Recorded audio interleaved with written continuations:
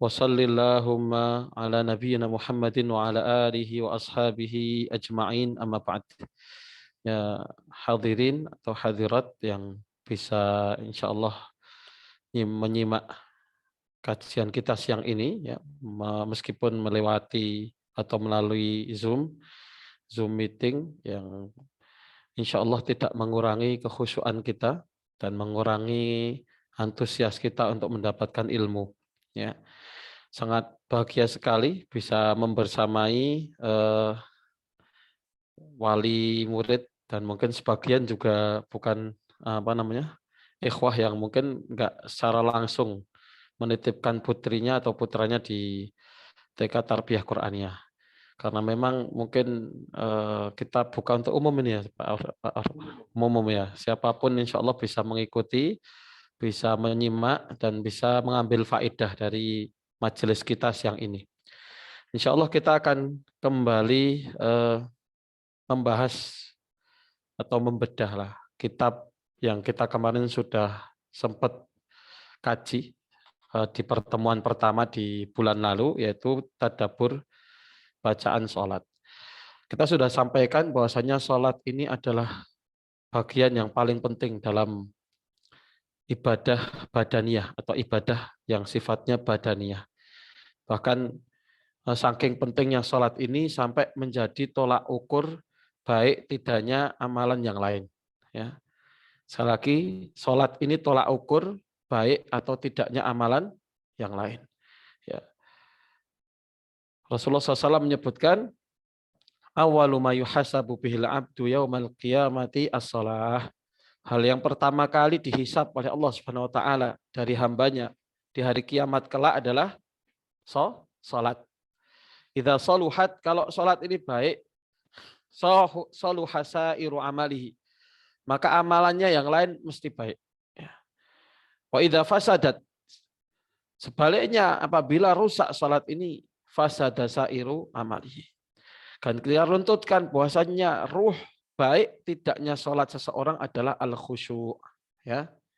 Jadi runtutannya seperti itu. Salat ini adalah ruh atau inti dari seluruh amal, ya. Adapun bagaimana salat itu menjadi baik, maka inti dari baiknya salat atau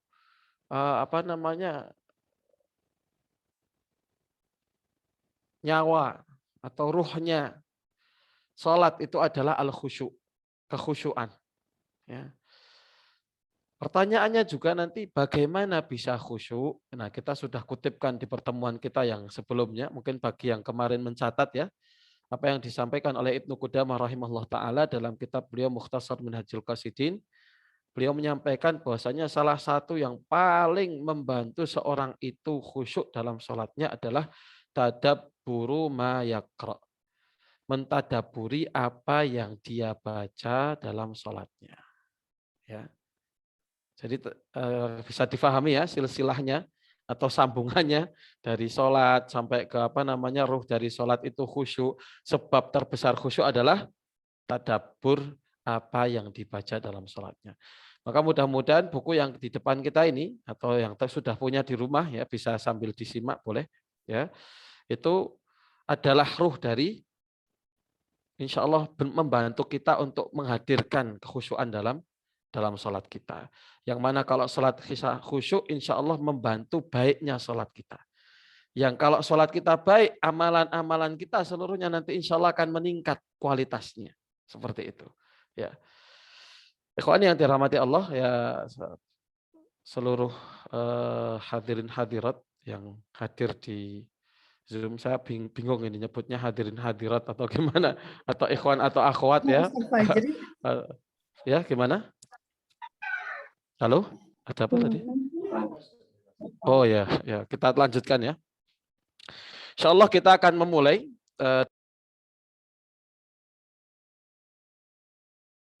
yang di rumah bisa dibuka halaman 24.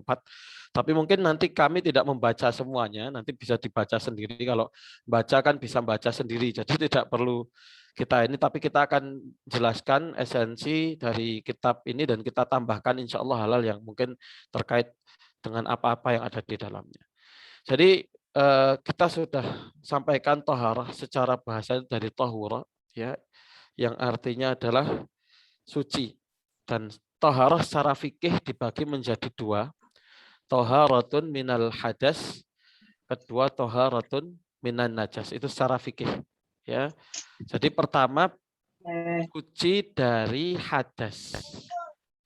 Hadas dibagi menjadi dua. Hadas kecil, hadas besar.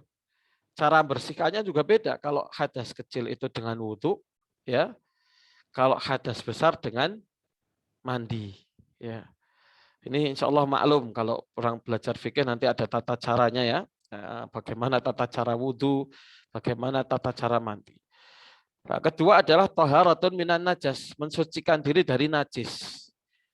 Yang najis nanti di mazhab Syafi'i tersendiri dibagi menjadi najis kecil, najis sedang, dan najis besar, atau najis mukhaffafah ringan, ya, mutawasithah itu sedang, najis mughalladzah yang berat, ya. Tapi ini bukan, sekali lagi bukan pembahasan fikih, jadi saya tidak akan banyak mengupas di sini, hanya sekedar untuk mengingatkan saja. Nah, kita perlu ketahui bahwasanya taharah ini, ya, adalah taharah yang dimaksud dalam hal ini bukan hanya taharah hissiyah yang sifatnya apa namanya materi, artinya yang kelihatan seperti tadi suci dari hadas atau suci dari najis. Makanya Allah Subhanahu wa taala ya menyampaikan ketika turun tentang pujian kepada Ashabu Quba. Jadi Masjid Quba itu masjid pertama dalam Islam. Kalau kita tahu Rasulullah ketika hijrah pertama kali singgah di Quba, yang beliau kerjakan adalah membangun masjid. Dan Allah Subhanahu wa taala ya memuji mereka dengan fihi unasun yuhibbuna an yatatahharu. Di dalam Masjid Quba ini ada orang-orang yang suka yatatahharu, mensucikan dirinya. Ya. Di satu sisi toharoh yang dimaksud ini mereka menggunakan, menggabungkan antara air dengan batu dalam istinja, ya. Kemudian kedua adalah orang-orang yang memiliki hati yang bersih. Ya. Maka kita insya Allah nanti akan melihat ya bagaimana toharoh yang maknawi, ya, bukan hanya toharoh apa namanya, yang sifatnya hissiyah atau materi tadi, atau toharoh yang sifatnya sucian hati, itu jauh lebih penting daripada toharoh jasadiyah.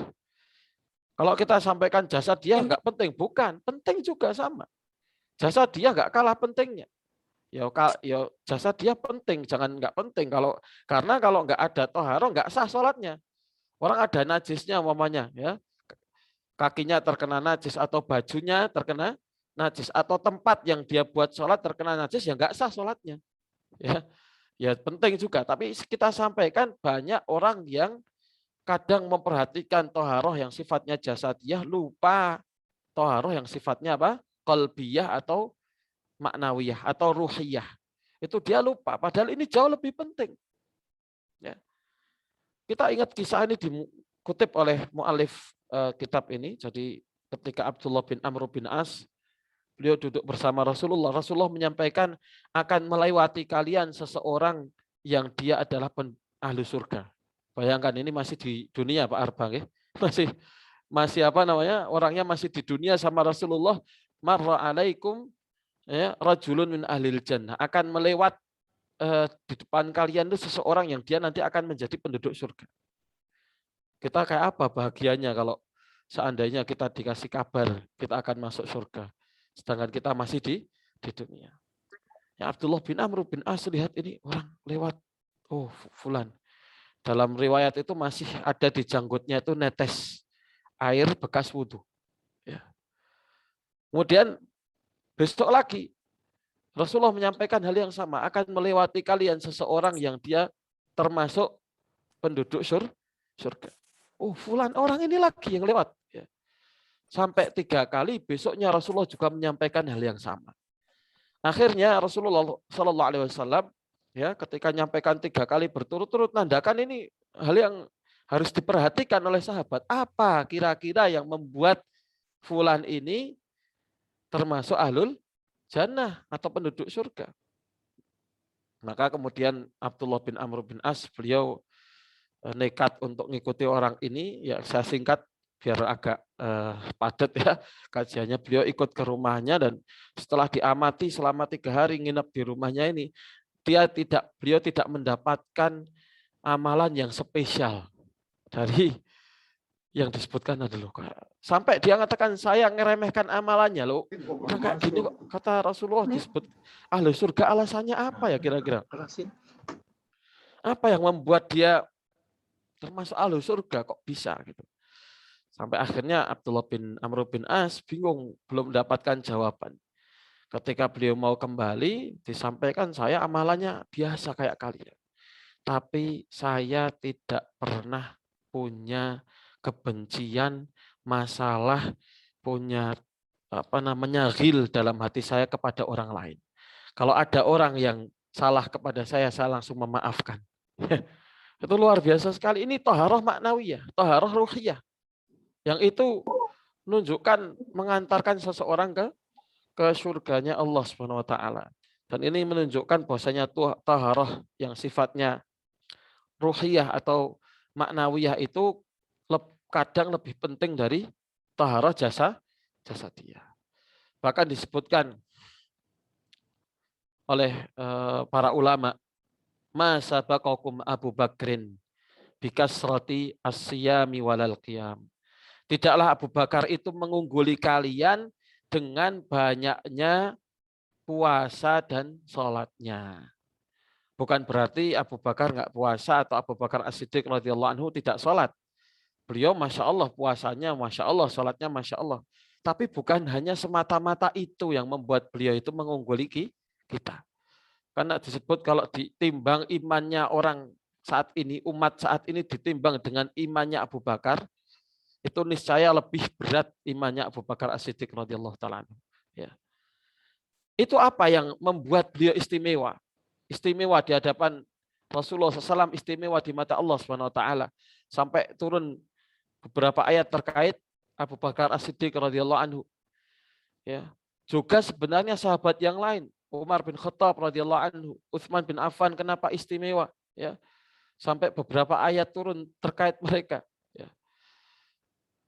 Maka disebutkan oleh para ulama, ya, walakinnahu sabaqakum bima waqara fi qalbihi. Dia mengungguli kalian itu dengan sesuatu yang ada dalam hatinya. Artinya apa? Taharah ruhiyah. Taharah qalbiyah, kesucian hati. Ya. Makanya penting sekali orang sebelum sholat pastikan kalau dia itu ikhlas, mensucikan. Dia sholat itu ketika wudhu penting. Ya. Mandi janabah harus, kalau enggak junub enggak mandi ya enggak sah sholatnya. Tapi bagaimana bukan hanya sekedar taharah jasad dia saja. Makanya insya Allah kita akan bahas setelah bab ini, bab wudhu.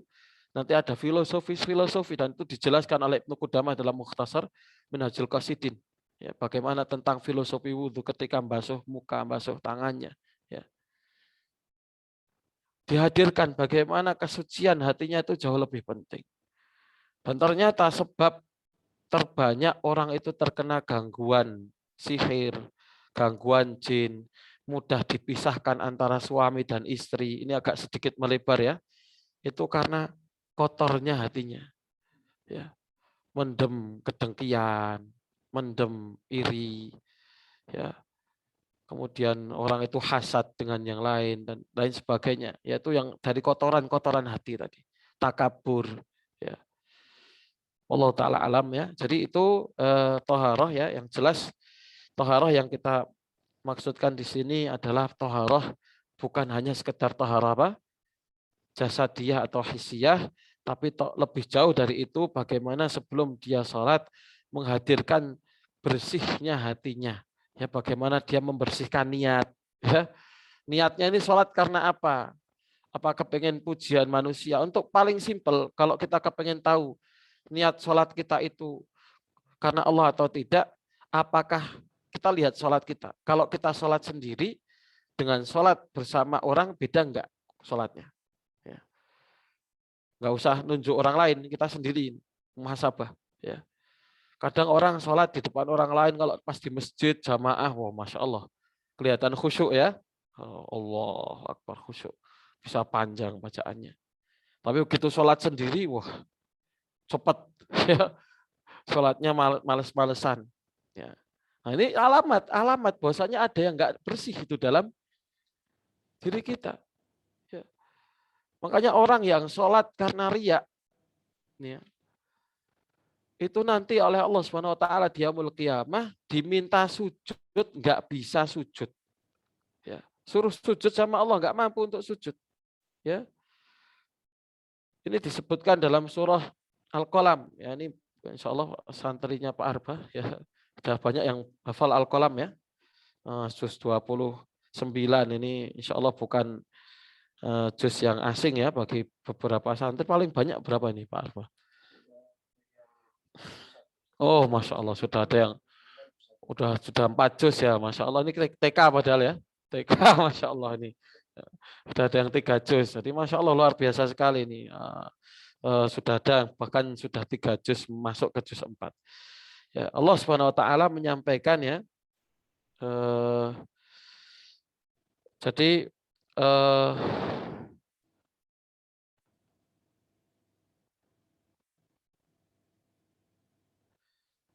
di surat Al-Qalam ayat 42, yauma yukshafu an saqi wa yud'auna ila sujudi fala yastati'un.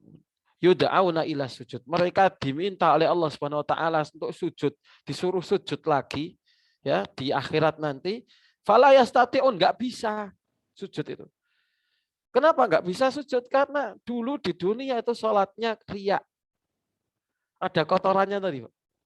Ya. Sholatnya ada kotorannya, ada niat yang tidak bersih. Ya. Niatnya karena pujian umpamanya.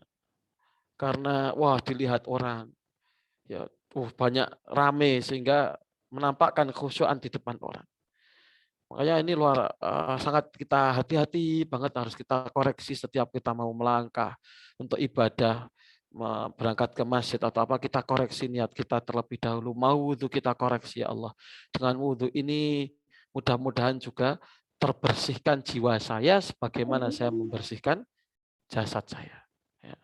Ini ya bisa ditangkap ya, insya Allah maksud dari taharah ini, tadabbur yang kita bisa ambil bukan hanya taharah dari hadas juga, bukan semata-mata taharah dari najas atau najis dan juga hadas kecil atau besar, tapi lebih jauh dari itu orang dituntut bagaimana senantiasa membersihkan dirinya. Kemudian di bab selanjutnya mu'alif rahimahullah ta'ala berbicara tentang wudhu. Wudhu ini Masya Allah luar biasa sekali. Ya, kenapa sholat enggak sah kecuali dengan wudhu? Ini penting sekali. Sholat enggak sah kecuali dengan wudhu. La yaqbalullah, ini dalam sholat riwayat Imam Bukhari dan Muslim.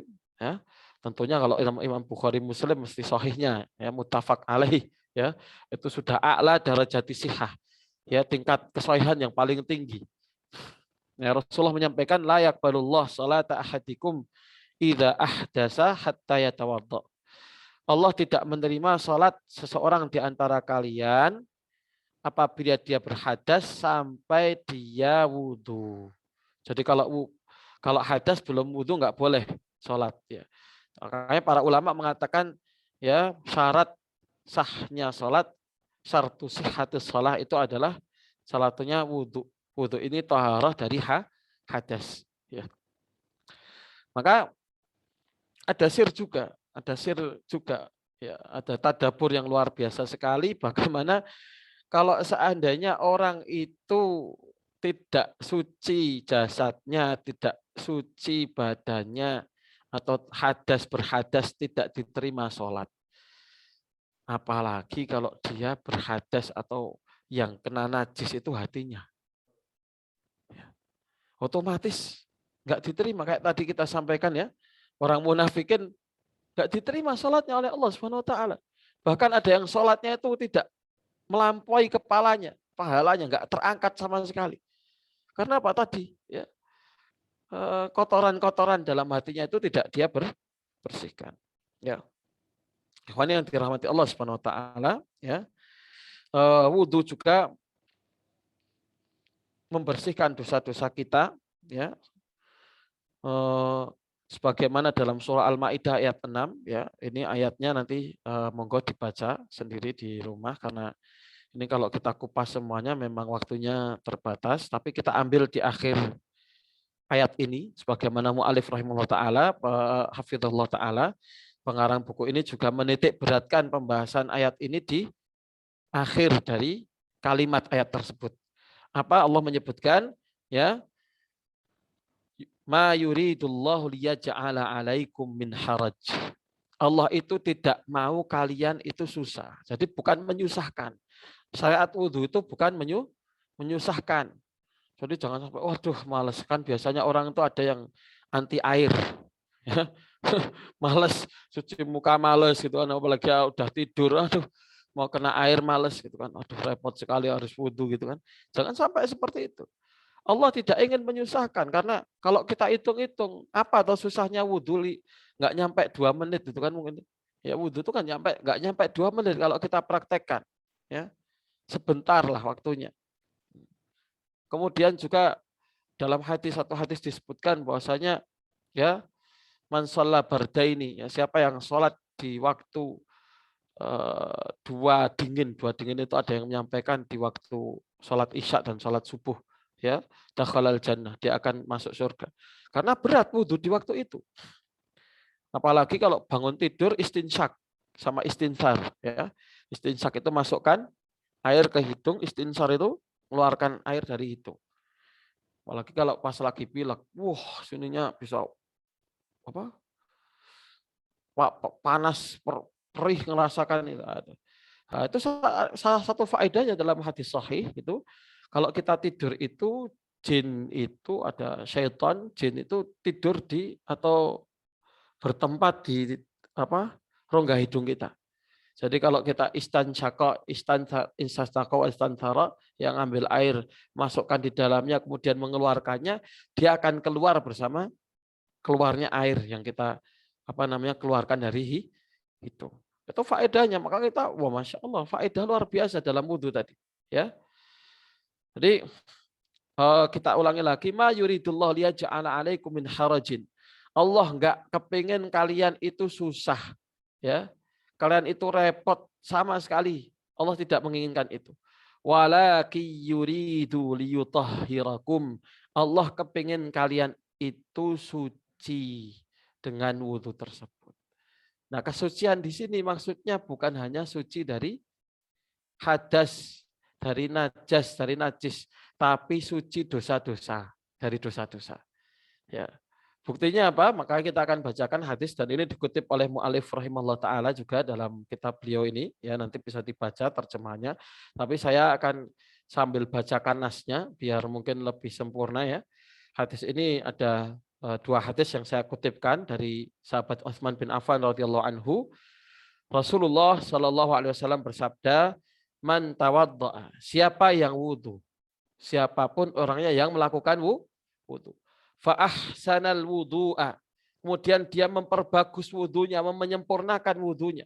Artinya dengan sunnah-sunnahnya, dengan rukunnya yang sempurna. Kalau rukun itu cuma 6, ya, sebagian menyebutkan 7, tapi sunnah-sunnahnya banyak sekali, ya.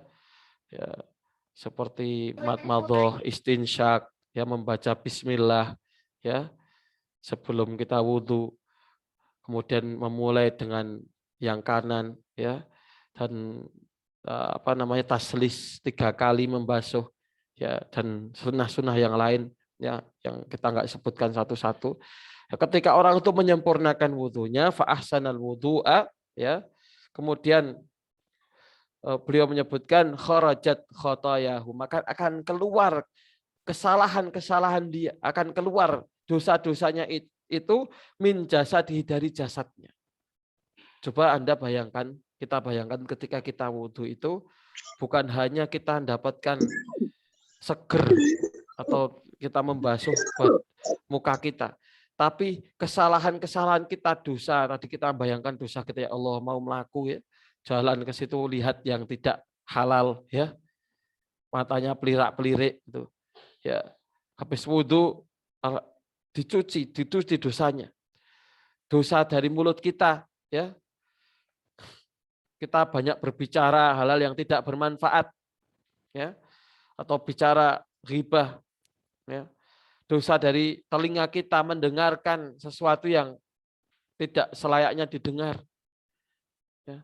Basuh tangan kita ingat dosa tangan kita, ya Allah.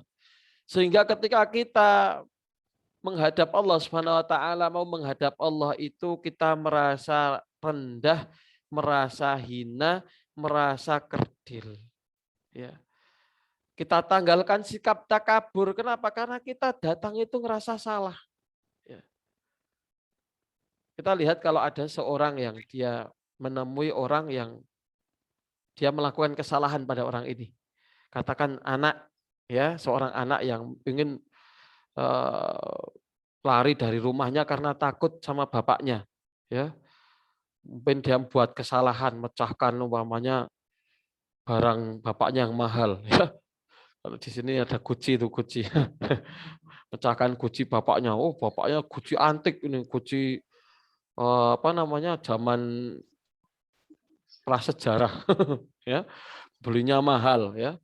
Wow, habis itu takut lari. Begitu mau pulang ketemu bapaknya itu kan dia kan apa namanya? Munduk-munduk, ya. Dia ketemu bapaknya nggak berani menatap bapaknya. Ya.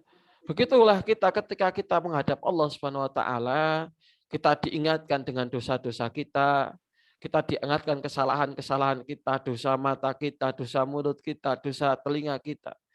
Kita akan mengharap dari sholat kita itu Allah mensucikan kita.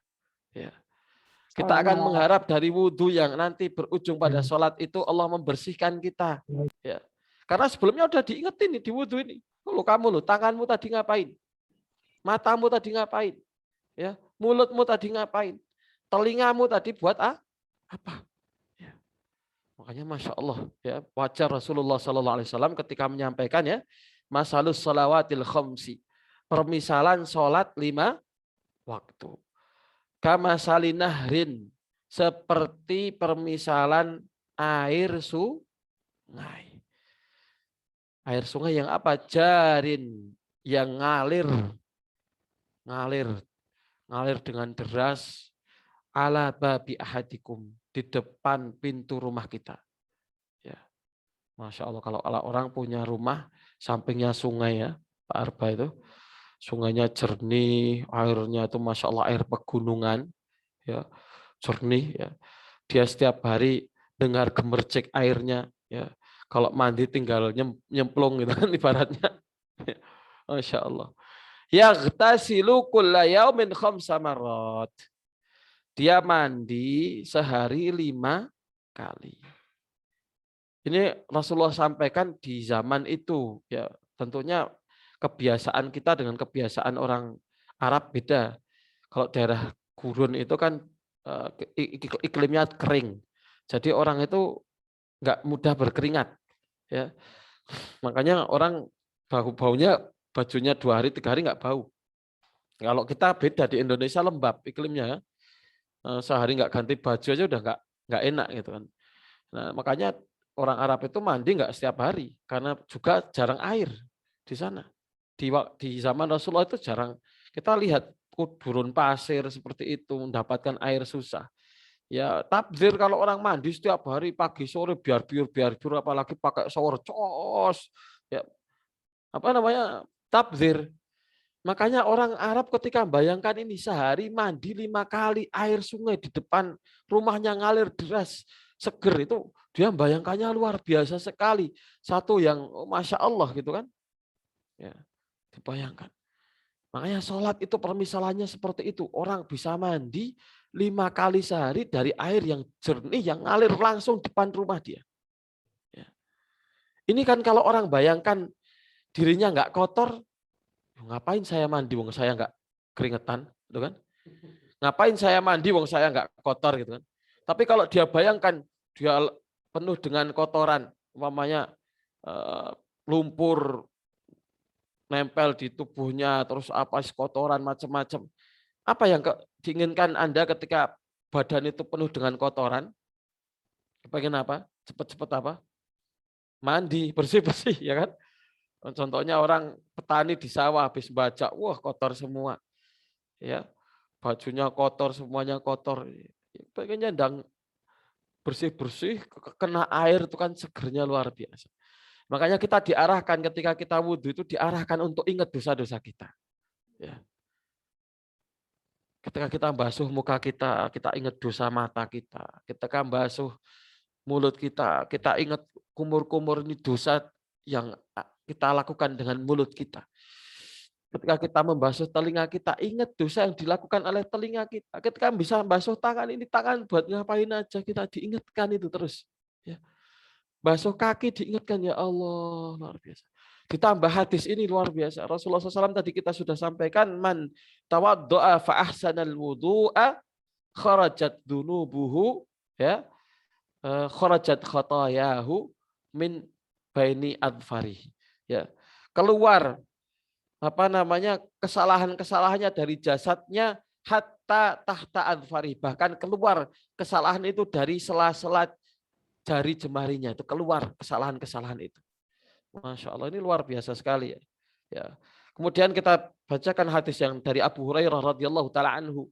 Beliau menyampaikan, idza tawaddaa al-'abdu, apabila tawaddaa al-'abdu, seorang itu melakukan wudu, awil muslimu, awil mukmin, seorang hamba yang muslim dan mukmin melakukan wudu, faghasala wajhahu, dia membasuh wajahnya, kharaja min wajhi kulla khati'atin nadhara ilaiha.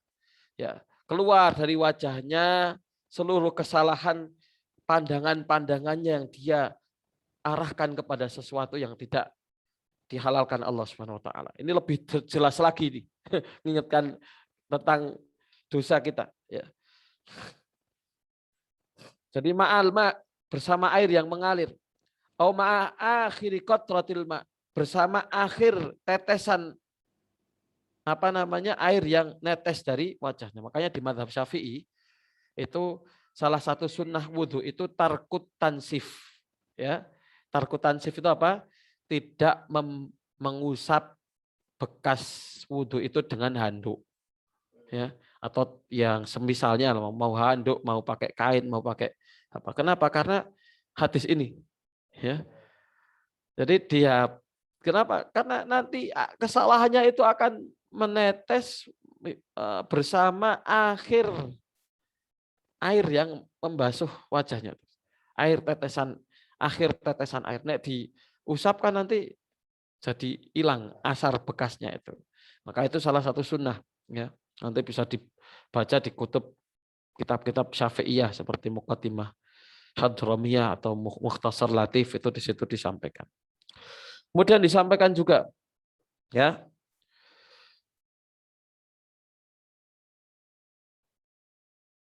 faida ghasala yadayhi, kalau dia membasuh kedua tangannya, kharaja min yadayhi, keluar dari kedua tangannya, kullu khati'atin kanat batasyatha yadahu ma'al ma. Ya, seluruh kesalahan, dosa-dosa yang terjadi akibat sebab tangannya itu netes, hilang, luntur bersama air yang membasuh tangannya. Ya. Masya Allah. Kan? Atau bersama tetesan terakhir dari air yang menetes tadi. Fa'idha ghasala rijlaihi, apabila dia membasuh kakinya, kharajat kullu khati'atin masyadha rijlahu ma'al ma. Ya. Seluruh kesalahan yang terjadi akibat kaki yang dia langkahkan pada sesuatu yang tidak dihalalkan Allah, maka akan larut, hilang bersama air yang mengalir. Ya, hatta yakhruja naqiyan minadz-dzunub, sampai dia keluar setelah wudhu itu bersih dari seluruh dosa-dosa. Tentunya ini nggak akan terjadi kalau orang itu wudhunya sak-sae, nggak pakai tadabur, nggak minta sama Allah untuk dia dibersihkan dari dosa-dosa. Iya, yang penting basah biar sak-sae gitu. Jadi hakikat kekhusyuan sholat itu dimulai sebelum sholat. Bagaimana kita prepare, ya, menyiapkan sholat kita sebelum sholat, ya, niatnya. Ketika mulai wudhu, ya, bagaimana kita wudhu itu sudah menghadirkan suasana-suasana. Maka dalam satu riwayat Ali bin Hasan radhiyallahu taala anhu, salah seorang tabi'in, beliau kalau mau wudhu itu mesti wajahnya pucat, ya, wajahnya pucat. Ketika ditanya, kenapa Anda kok wajah Anda pucat? Ya, ala tadri, kata dia. Apakah engkau tidak tahu baina yadai man aku, saya akan berdiri di hadapan siapa? Saya akan berdiri di hadapan Allah dengan membawa diri saya ini yang banyak kesalahan, banyak dosa, hina seperti ini. Maka saya malu bertemu sama Allah Subhanahu wa taala dengan keadaan saya. Ini luar biasa sekali, ya. Dihadirkan itu setiap sholat, bahkan mau setiap wudhu wajahnya udah pucat. Ini bagaimana keadaan salafus saleh, maka wajar kalau kualitas sholat mereka luar biasa. Karena memang sebelum sholat pun, bahkan ketika wudhu sudah dihadirkan keadaan suasana-suasana yang, ya, mendukung kekhusyuan sholat.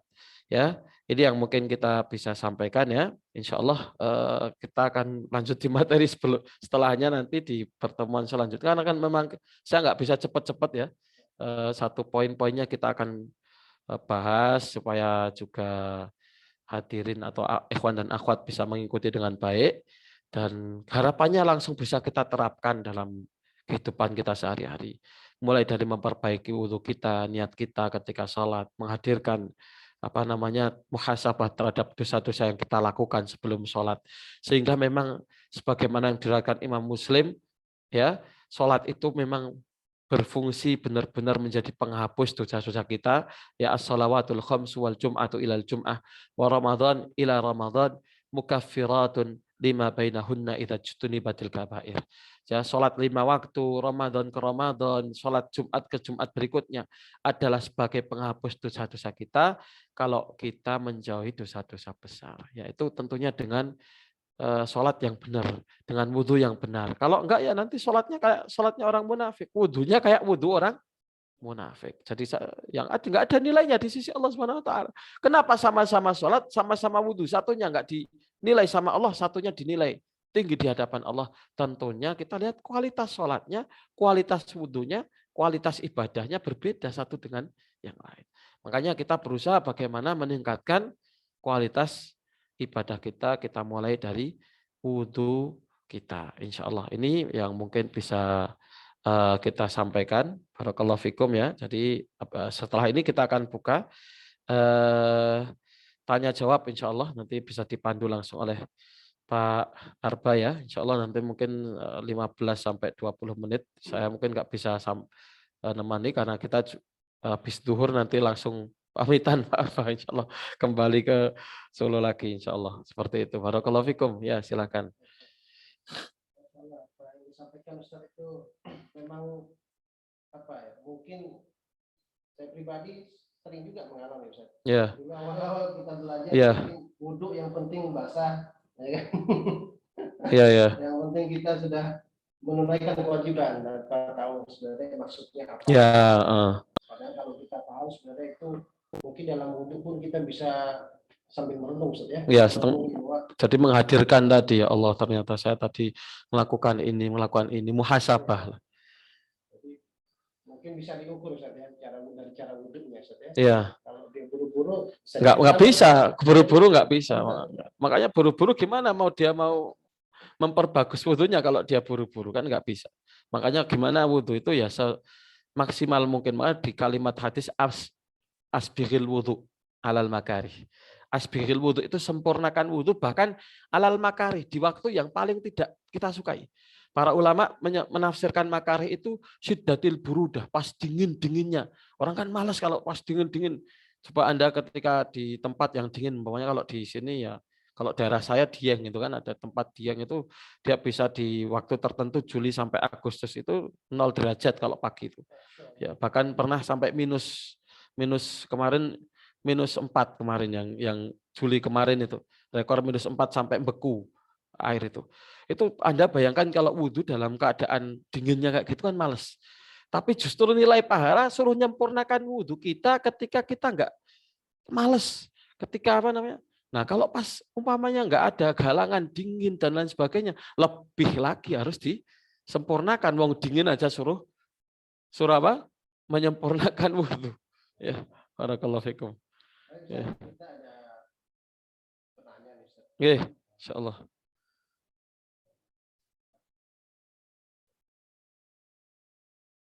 Tapi jangan lupa Ustaz, sambil biar nggak seret ini di belakang antum bisa Oh ya. nikmati, Ustaz. Oh, nggih, Bisa nggih, nggih. Siap, siap insyaallah. Ini Masya Allah ini seger sekali. Saya kemarin udah nyoba nih Pak Arbani. Alhamdulillah luar biasa cocok. Ini apalagi langsung habis ini saya bawa ke rumah. Alhamdulillah nih. Ini saya izin ini bagi ikhwan akhwat yang ini saya izin sambil minum ya. Barakallahu fikum. Assalamualaikum. Bismillahirrahmanirrahim. Jadi insya Allah juga kita apresiasi kita yang kita rasakan di sini pada pertemuan bagi yang menyampaikan pertanyaan. Insya Allah kita apresiasi. Ya. Ustaz, pertanyaan yang pertama itu dari Abi dan Ibu Diva. Oh ya. Ya, tafadhol marhaban. Ya. Assalamualaikum Ustaz. Afwan, berkaitan dengan hadas besar Ustaz. Ya, hadas besar.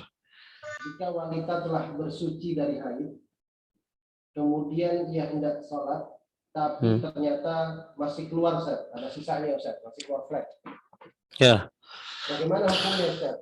Karena saya pernah mendengar, jadi saya pernah mendengar jika wanita tersebut haidnya teratur misalnya 8 hari, dan di hari ke-8 ia bersuci, tapi ternyata masih sedikit keluar flek, maka hanya perlu mengganti pakaian yang terkena flek saja, tidak perlu mandi hadas lagi Ustaz. Jadi tidak perlu mandi hadas besar lagi Ustaz. Bagaimana Ustaz? Apa benar cara itu? Ya. Seperti apa Ustaz? Jazakallahu khair. Jadi nanti terkait istihadah sama apa namanya? Wudhu ya, sama haid ya. Jadi hukum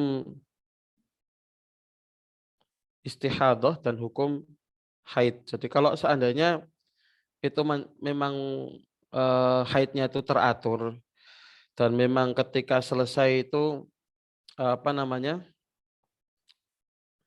Memang ada sudah mutaakid itu artinya sudah pasti dia yakin benar sudah bersuci dari hadas seperti sudah keluar kosoh baydha, sudah berhenti darahnya, kemudian keluar selaput putih gitu kan.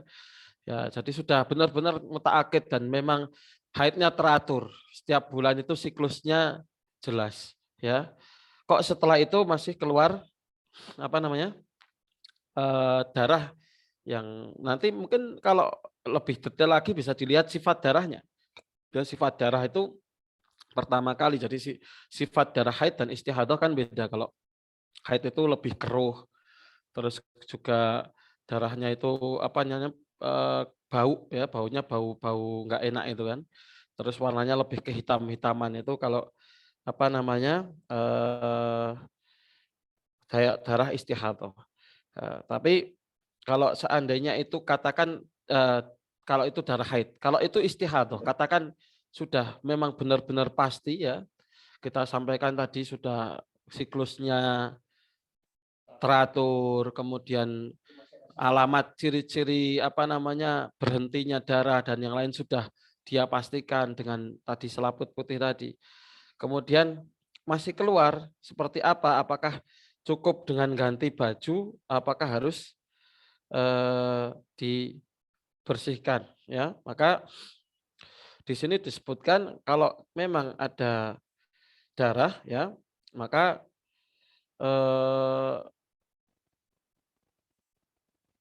disebutkan dalam hadis ya innama dzalika irqun istihadah tadi darah istihadah itu darah bukan darah apa namanya sehat tapi memang karena penyakit ya bukan haid ya maka kalau seandainya hanya seperti itu ya maka dibersihkan tadi ya darah istihadahnya tadi harus dibersihkan karena darah ini kalau dalam mazhab Syafi'i terutama itu najis maka harus dibersihkan, ya. Jadi bukan hanya diganti tapi tetap darah itu dibersihkan sampai kita mutaakid, ya, yakin kalau darah itu sudah benar-benar suci. Baru setelah itu seseorang itu wudhu, ya, kemudian sholat, ya. Jadi seperti itu. Jadi tetap harus dibersihkan darahnya, ya. Kemudian setelah itu wudhu baru baru sholat. Jadi seperti itu. Allah taala alam. Jadi cukup ganti pakaiannya aja Ustaz ya. Ya, ganti pakaian dan dibersihkan sisa-sisa darahnya tadi dan Perlu wudhu. mandi hadas besar lagi nggak? Jadi sebagian ulama juga tetap harus mandi ketika istihadah habis keluar darah tadi. Tapi dan ini lebih karena ada kalimat faghsili wasolli. Jadi ada kalimat dalam hadis di riwayat Imam Bukhari itu faghsili, mandilah engkau kemudian sholat. Maka ini menjadi kesimpulan sebagian ulama untuk seseorang itu mandi dulu baru kemudian sholat, ya, karena tadi keluar darah tadi, karena hukumnya, ya, dengan keluar darah itu tadi hukumi seperti darah yang keluar, yang najis keluar dari ininya, sehingga dia membersihkannya dengan mandi, ya, seperti itu. Ya, seperti kalau seorang itu keluar mani dan lain sebagainya kan harus mandi dulu kemudian sholat. Allah taala alam. Semoga itu bisa menjawab semua ya. Apa ada pertanyaan lagi bisa disampaikan lagi. Mungkin ada yang kurang jelas. Ya. Untuk selanjutnya Ustaz, ini dari Ashima. Assalamualaikum Ustaz, bagaimana adab mandi wajib dan berwudu di kamar mandi? Boleh nggak niatnya dibaca dalam hati ketika di kamar mandi? Ya. Jadi kalau mandi, mungkin kan kita kalau mandi yang wajib, yang sempurna itu kan kita harus wudu terlebih dahulu, mencuci kemaluan, bersihkan kemaluan, kemudian wudu, kemudian juga setelah wudu Bismillah, dan juga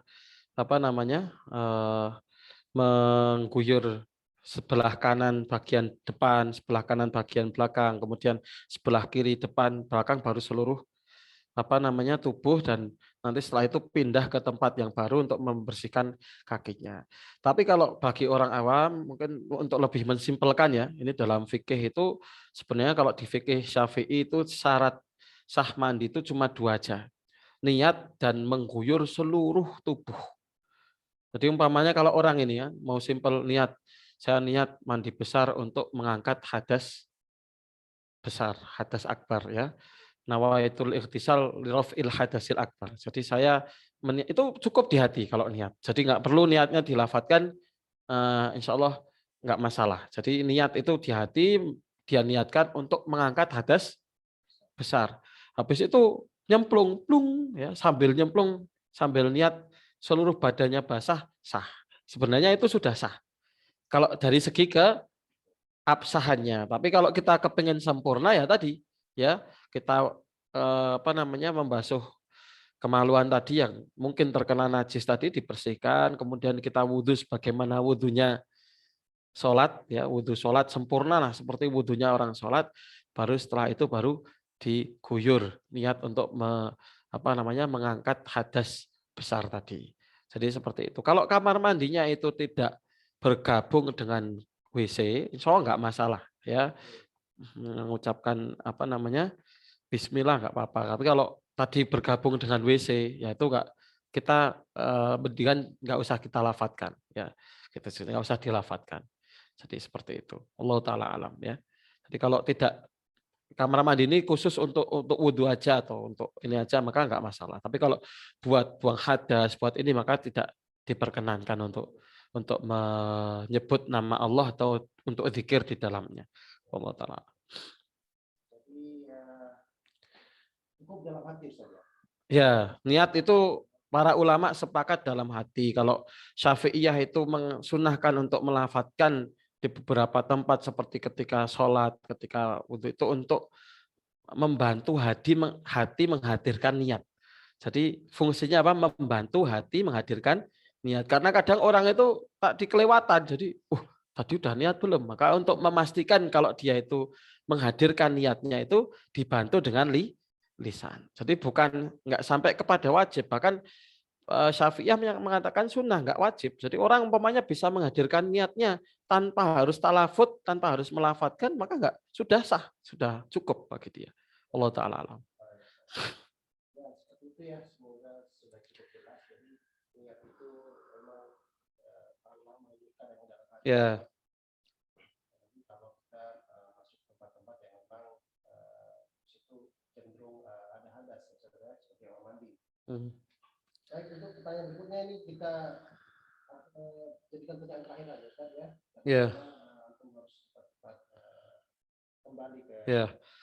Mudah-mudahan insya Allah nanti di pekan depan lebih longgar, ya bisa lebih banyak menampung pertanyaan lagi, insya Allah. Ya. Jadi pertanyaan yang ketiganya kita terakhir saja, yaitu Bismillah. Ustaz, bagaimana jika wudhunya, ini mirip-mirip Ustaz, wudhunya di kamar mandi, apa dibolehkan jika berwudhu sambil bermuhasabah? Yang dicontohkan tadi. Terus untuk sholat isya. Sholat isya, apakah afdol jika dikerjakan di akhir waktu? Karena niatnya supaya sekalian tahajud. Oh iya, Masya Allah. Kalau tadi masalah terkait muhasabah nggak apa-apa, mau di kamar mandi, mau di apa.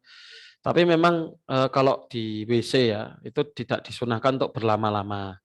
Ya, jadi kalau memang, dan nanti kita bedakan tadi ya, kamar mandi yang ada WC-nya sama.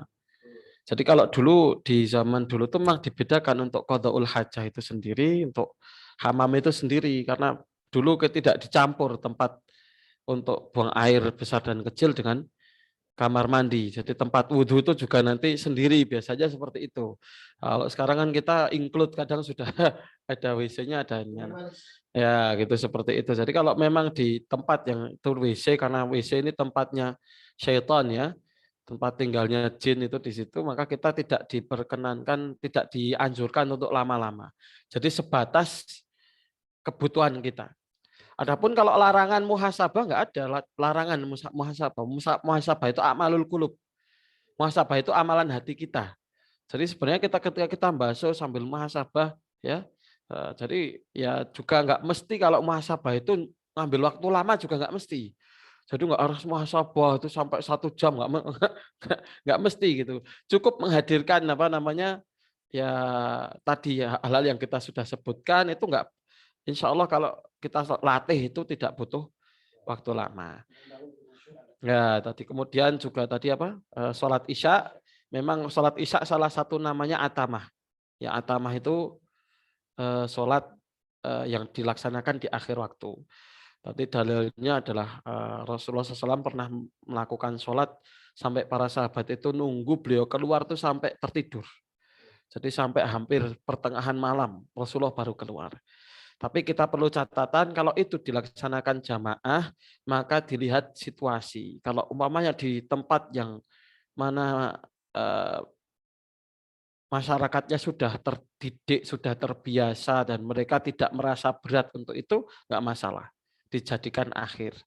Tapi umumnya masyarakat kita kayaknya nggak bisa seperti itu, nggak mampu. Karena mungkin sebagian yang ada yang jam 9 udah tidur, bahkan jam 8 sudah tidur. Pulang kerja capek, kepengen segera sholat terus tidur. Kalau tidur takutnya bablasan sampai subuh gitu kan. Makanya ini nggak cocok. Tapi kalau pribadi, dalam artian wanita umpamanya lebih khusus karena sholatnya wanita itu ya lebih utama ketika ada fitnah di rumah. Ya, meskipun boleh sholat di masjid, ya tapi ya ketika dia dibolehkan sholat di rumah, kemudian dia mentakhir, kemudian mau menjamak sekalian dengan sholat tahajud, nggak apa-apa. Dan dalam mazhab Syafi'i, akhir sholat isya itu sampai subuh. Berbeda di mazhab Ahmad. Kalau mazhab Imam Ahmad itu jam pertengahan malam, itu akhir sholat isya. Jadi waktunya lebih longgar lagi kalau di mazhab Syafi'i. Jadi nggak apa-apa mau sholat isya-nya jam 2, jam 1, atau setengah 2, setengah 3 itu masih bisa kalau di mazhab Syafi'i. Allah taala alam. Jadi seperti itu, oke. Nah, jadi ada perbedaan. Kalau kita insya Allah mayoritas di Indonesia Syafi'iyah ya. Jadi apa namanya? Bisa insya Allah sholatnya nanti setengah 3 atau sholatnya jam 2 ya. Tapi kita yakin benar bangun. Jangan kepengen diundur malah bablasan akhirnya subuh belum sholat isya bangunnya subuh. Nah ini nanti malahan fatal kita belum sempat sholat malah sudah kesiangan bangunnya. Allah taala alam. Begitu nggih. Mungkin satu lagi masih bisa nggak apa-apa. Oke, satu lagi. Oke.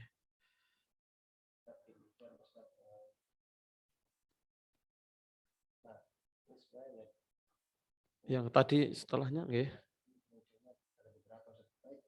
Kita tidak bisa jawab semuanya pada Oke. kesempatan kali ini, tapi kita bisa menambahkan satu lagi kesempatan. Ya, nanti kita lihat. Soalnya masih bisa 5-10 menit lagi. Kita lihat Mas kalau masih. Oke, masih. Jadi kita yang ini mungkin Ustaz ya. Oke. Jadi ini dari Ummu Sofia. Masya Allah. Assalamualaikum Ustaz. Bagaimana menghadirkan dialog keutamaan sholat bagi anak usia 4 tahun? Nah, ini berkenaan dengan Iya. Apakah ada kisah yang dapat diceritakan Ustaz? Iya, sebenarnya kalau kisah itu kisah ya banyak kayak mungkin kayak tadi ya sahabat seorang tabiin tadi Ali bin Hasan tadi diceritakan kalau dia mau sholat itu apa namanya beliau pucat kayak orang sakit itu tapi dibahasakan dengan bahasa anak kecil kan bisa gitu. Kenapa kok dia takut? Karena mau menghadap Allah. Kok kenapa harus takut sama Allah umpamanya ya? Karena Allah Subhanahu wa taala yang memiliki alam semesta, alam. Kalau adik-adik ketemu Pak Polisi aja kadang, Pak Polisi, Pak Tentara kan ya ada kayak mungkin ya kalau takut mungkin ini segan apa gitu kan.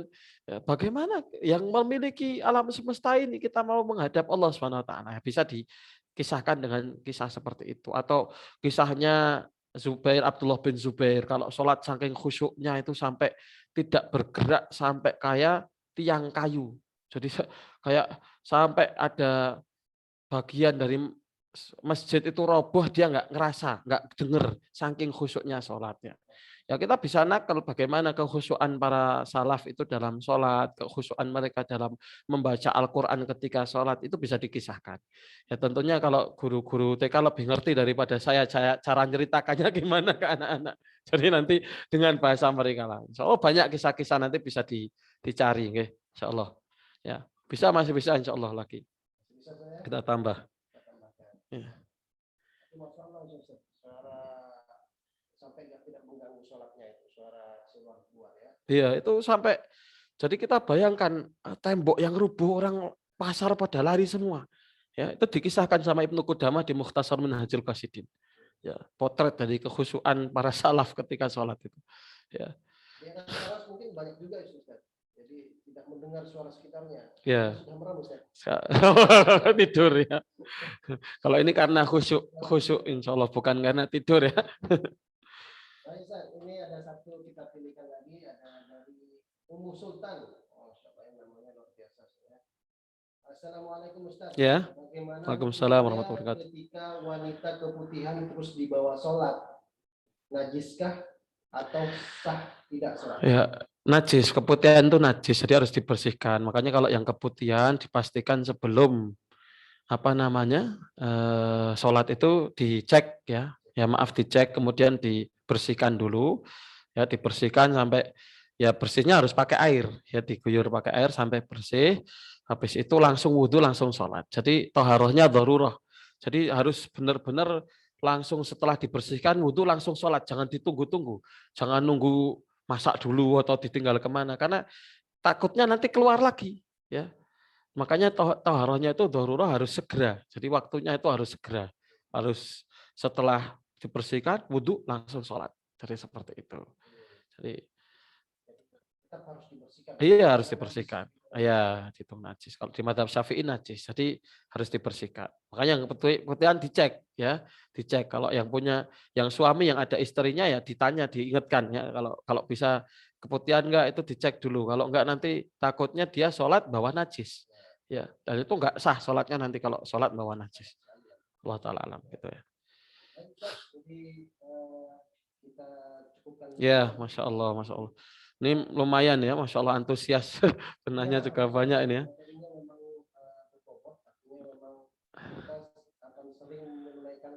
Ya, masya Allah. Ya, alhamdulillah.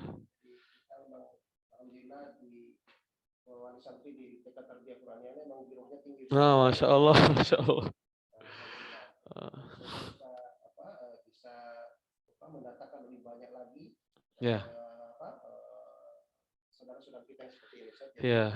Keluarganya ingin membangun nuansa Qur'aniyah di sana. Jadi dan TK Tarbiyah Qur'aniyah ini juga insya Allah akan membuka lagi Ustaz. Jadi untuk ajaran tahun depan, tepatnya di tahun ajaran 2022 dan 2023. Insya Allah. Insya Allah kita sudah ada tempat juga di BSD Ustaz. Jadi, masya Allah. Karena kita lihat memang antusiasnya tinggi.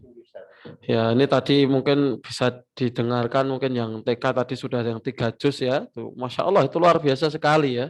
Jadi nanti ya wali santri jangan sampai ketinggalan, wali-wali yang di sekitar sini tinggal, yang kepengen anaknya ngaji Al-Quran, kepengen anaknya mengenal Quran dari dini, bisa belajar Al-Quran dengan baik, nanti bisa bergabung bersama TK Tarbiyah Quraniyah. Walinya juga bisa ngaji, insya Allah. Kita bersamai, insya Allah Pak Arba, insya Allah. Insya Allah. Ya, ya, insya Allah. Barakallahu fikum. Jadi ini yang sering kadang saya ingin sampaikan.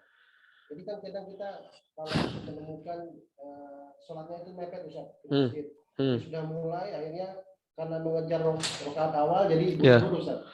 Jadi buru-buru kita akhirnya dia lari masuk masjid Ustaz. Kita mengejar langsung masuk ke situ. Itu boleh nggak sih Ustaz? Kita tergesa-gesa. Ya sebenarnya dianjurkannya enggak. Jadi kalau idza ataitum ila shalah alaikum bisakinati wal waqar. Kalau kalian mendatangi salat maka kata Rasulullah SAW alaikum, hendaknya kalian itu bisakinati wal waqar. Sakinah itu pelan-pelan, waqar itu dengan karena ketergesa-gesaan itu menghilangkan kekhusyuan. Biasanya gitu orang jadi gesa-gesa jadi akhirnya fokusnya hilang, kekhusyuannya enggak bisa menghayati lah. Orang menghayati itu kan harus melakukan itu dengan penghayatan pelan-pelan kan kayak gitu. Ya. Jadi kalau bisa ya nggak usah nggak apa-apa. Kalau mau nggak masbuk ya datang duluan ke masjid gitu. Jangan terlambat gitu kan. Allah taala alam gitu ya. Iya. Insyaallah. Insyaallah ini bermanfaat sekali. Ya. Dan semoga kita juga sama-sama bisa istiqomah. Amin amin Allahumma amin. Amin Allahumma amin. Baik, insyaallah ini kita cukupkan sampai di sini pertemuan kali ini. Mungkin habis ini kita minta diakhiri doa saja. Ya, insyaallah kita tutup dengan doa. Itu saja. Nanti insyaallah kita akan sampaikan lagi, informasikan lagi terkait kajian-kajian berikutnya di kajian online bersama Tarbiyah Qur'aniyah. Ya. Baik, bismillah kita tutup dengan berdoa bersama dan mudah-mudahan yang hadir bisa sama-sama mengamini ya. Kita berdoa, kita tutup mudah-mudahan majelis kita mendapatkan barakah, kebaikan, dihidupkan hati kita dengan wasilah majelis ini, diarahkan kita untuk melakukan amal saleh. Hamdan syakirin, hamdan na'imin, hamdan yuafi ni'amah wa yukafi'u mazidah ya Rabbana lakal hamdu kama yanbaghi li jalali wajhika wa 'azimi sultanik. Allahumma ighfir lana ووالدينا وارحمهم كما ربونا صغارا ربنا هب لنا من أزواجنا وذرياتنا قرة أعين واجعلنا للمتقين إماما اللهم لا تدع لنا في مجلسنا هذا ذنبا إلا غفرته ولا هما إلا فرجته ولا دينا إلا دفعته ولا حاجة من حوائج الدنيا والآخرة إلا قضيتها يا رب العالمين اللهم ارحمنا واغفر لنا ذنوبنا اللهم استر عيوبنا اللهم استر عيوبنا واجعلنا من الراشدين اللهم حبب إلينا الإيمان زينه في قلوبنا وكره إلينا الكفر والفسوق والعصيان واجعلنا من الراشدين اللهم اجعلنا واجعل أبناءنا واجعل أزواجنا من أهل القرآن الذين هم أهلك وخاصتك يا ذا الجلال والإكرام ويا ذا الجلال والإكرام وآخر دعوانا أن الحمد لله رب العالمين. Ya, demikian mungkin dari saya kembalikan ke Pak Arfa. Jazakallah khair. Yakum. Ya. Dan semoga nanti lancar perjalanan. Amin, amin, ya, amin. Doanya dari ikhwan akhwat juga, mudah-mudahan bisa lancar perjalanan. Ya. Menarik juga Ustaz, nanti kalau minus derajat atau 0 derajat bisa perlu ke sana saya. Ya, siap, siap. Nanti kita bersama insya Allah kalau pas saya di Wonosobo, insya Allah. Bisa minum kopi sama-sama. Ya, biasanya itu di Juli Agustus, antara Juli Agustus ya. Jadi untuk semua yang hadir, silakan nanti ketika ada informasi yang bermanfaat bisa diteruskan kepada sahabat familiar atau kerabat yang lain, dan juga jika ada informasi kajian berikutnya silakan, ini terbuka untuk umum, tidak hanya untuk eksklusif hanya untuk BPK. Kemudian kita juga membuka kesempatan bagi produk-produk ikhwan semua atau bapak ibu yang punya produk sendiri mau dipromosikan di sini, silahkan. Kita sama-sama saling mendukung apa yang kita produksi sendiri, terutama dari Muslim ya, sehingga kita bisa saling mendukung perekonomian umat. Baik, jazakumullah khairan katsiran atas perhatiannya. Kita tutup sama-sama dengan bersifat 3 kali astagfirullah, astagfirullah, astagfirullah, dan kita tutup dengan membaca kafaratul majlis. Subhanakallahumma wa bihamdika asyhadu an la ilaha illa anta astaghfiruka wa atubu ilaik. Barakallahu fikum. Assalamualaikum warahmatullahi wabarakatuh. Waalaikumsalam warahmatullahi wabarakatuh. Warahmatullahi wabarakatuh. Insyaallah. Waalaikumsalam warahmatullahi wabarakatuh. Jazakallah khair. Nah, jaringannya kayaknya lebih mendukung di situ. Ya, lebih mendukung ya. Lebih mendukung. Saya juga lebih dekat, jadi kena